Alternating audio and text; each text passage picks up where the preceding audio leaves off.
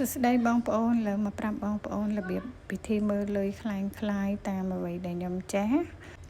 នេះស្លឹកលុយមែនតែននេះជាស្លឹកលុយមែនតែនបងប្អូនតែបើយើងដាក់ក្នុងខ្ទោះឃើញយើងមើលអត់ដឹងទេ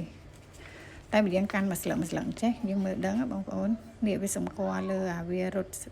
ភ្លឹបផ្លែតនេះវាមានក្បាច់រចនាស្អាតអញ្ចឹងហើយកន្លែងនេះមានលោតក្តារ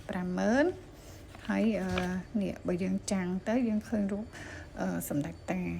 ច្បាស់អញ្ចឹងបងប្អូនហើយនេះបងប្អូននេះលុយខ្លាំងនេះ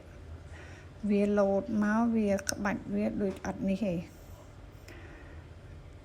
ក្បាច់វានេះឃើញបងប្អូនឃើញវាលោតទេ7ពណ៌ចេញមកវានេះហើយគេសម្គាល់មើលនេះមើលស្មៅអត់ឃើញទេអត់មានឃើញសម្ដេចតាបោះ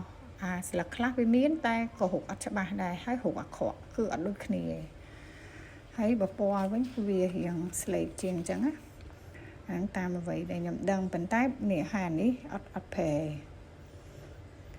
តែបើសិនជាបងប្អូនបានកាន់វិញកាន់មួយស្លឹកអញ្ចឹងហ្នឹងបងប្អូនស្រួលដឹងថាវាខ្លាយឯងខ្លាចទៅពេលបងប្អូនដាក់វានៅខ្ទាស់ចែកជាមួយគ្នាគេបងប្អូនគេពេលយើងបន្លំវានៅខ្ទាស់រាប់ជាខ្ទាស់អញ្ចឹងយើងអត់ដឹងទេយើងដឹងថាវាខ្លាយអញ្ចឹងសូមប្រុងប្រយ័ត្នទាំងអស់គ្នា